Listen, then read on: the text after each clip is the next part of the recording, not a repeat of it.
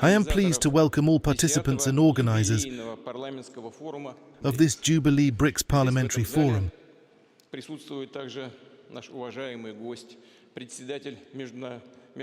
Also present in this hall is our esteemed guest, the chairwoman of the Interparliamentary Union, Ms. Tulia Axon.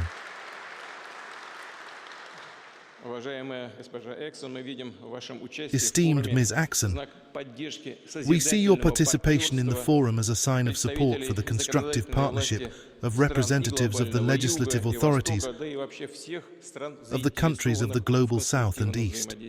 Indeed, it is a sign of support from all countries interested in constructive interaction with their initiatives on pressing issues of the international agenda. The theme of the current forum, the role of parliaments in strengthening multilateral global development and security, is exceptionally important and speaks for itself. It emphasizes the nature of the global fundamental transformations happening on our planet today. Your open discussions and direct conversations between people's representatives are in full harmony with the philosophy and principles of our organization. This includes taking into account each other's interests, relying on democracy in international relations, and respecting sovereignty and the right to each country's unique development. These principles are close to and understood by all participants of our association, which is rapidly growing and reaching a qualitatively new level of influence on the dynamics of world events. I repeat, today the parliamentary dialogue, including within the BRICS framework, is more important than ever.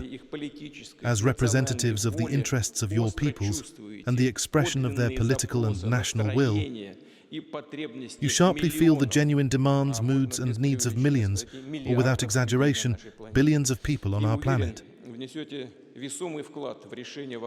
And I'm sure you will contribute substantially to addressing socio-economic development issues of BRICS countries, improving the well-being of our nations.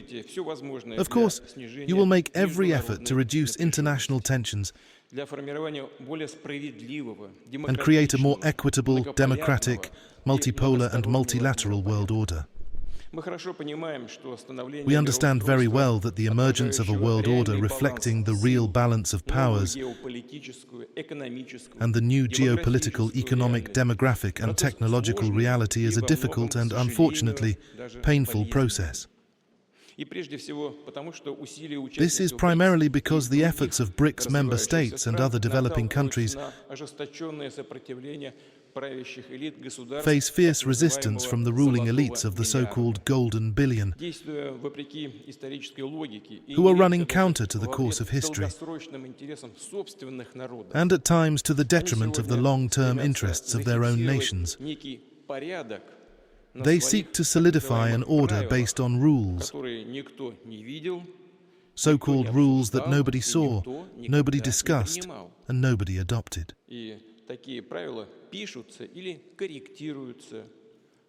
These rules are written or amended on a case-by-case basis for individual situations to promote the interests of those who consider themselves exceptional and decide to impose their role and interests on others, following the best traditions of colonialism. It is a clear attempt to replace legitimate international law. They try to create a monopoly on the ultimate truth, and this monopoly is ruinous. There is growing pressure on everyone who has their own position opposed to the principles of international law. They use various forms of blackmail, unilateral sanctions, and selective rules of commerce. There are attempts to restrict direct contacts between lawmakers, which goes against the principle of free parliament-to-parliament cooperation. The sovereign right of official representatives of every state is to champion its national interest. So now, there is a significant increase in the colonial efforts of people's representatives to promote the constructive agenda of our grouping.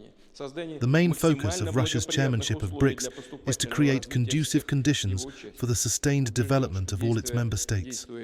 I'm sure that by joining hands and staying united, we will ensure the maximum fulfillment of the economic, investment, technological, and human potentials of our countries. We will strengthen the constructive influence of BRICS on global processes and make the world we live in a safer and more harmonious place. Starting this year, the number of members of our grouping grew to 10. Every state is unique, bearing ancient culture and traditions, and implementing its own model of social, economic, and political development. Russia spares no effort to ensure that all new members of the grouping are effectively integrated into these multifaceted mechanisms. I have mentioned on multiple occasions that BRICS is one of the key elements of the emerging multipolar world order and greatly reflects the interests and aspirations of the countries of the global South and East and our supporters worldwide, which is a huge and growing number of countries. We are open to intensifying engagements with all the countries interested in the activities of BRICS. We are conducting active dialogue in the BRICS Plus outreach format. We are working on introducing the category of partner states. One of the priorities of the group is to make a positive difference in the global economy. We attach a lot of importance to increasing the use of national currencies in trade and investments, and developing safe and reliable financial instruments and mechanisms for mutual settlements. We attach special importance to building trust-based, long-term, and reliable relations between states by fostering cultural contacts. I would like to use this occasion, colleagues, to invite you to Russia for the 10th St. Petersburg International Cultural Forum, which is to take place here from the 12th to the 14th of September. This forum is always a substantial and candid conversation on the most acute issues of the global cultural and people-to-people agenda. Our northern capital, St. Petersburg, will again welcome guests from the countries of our grouping and from all the countries that seek cooperation with one another. Friends, ladies and gentlemen, we are halfway through Russia's chairmanship of BRICS. There is ongoing effort in every pillar: political and security, economic and financial, cultural and people-to-people cooperation. We have launched a regular mechanism of cooperation in nuclear medicine. We have successfully hosted the BRICS Sports Games with athletes from 82 countries, awarding 387 sets of medals. We intend to further intensify our work. We have planned many events before the BRICS summit takes place in October.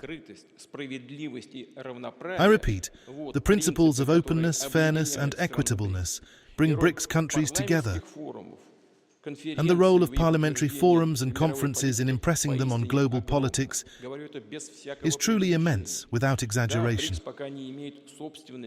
Yes, BRICS currently does not have its own institutionalized parliamentary entity, but I believe this idea will certainly be implemented, and your forum will contribute to this. The main point is that such meetings have already won recognition as an example of trust, mutual support, and free dialogue, strengthening the authority of the organization itself and its influence on the world. Here, I would like to wish you successful deliberations. I hope you have time to enjoy St. Petersburg, which represents Russia's pride and is certainly a treasure of humankind. All the best to you. Thank you so much for your attention.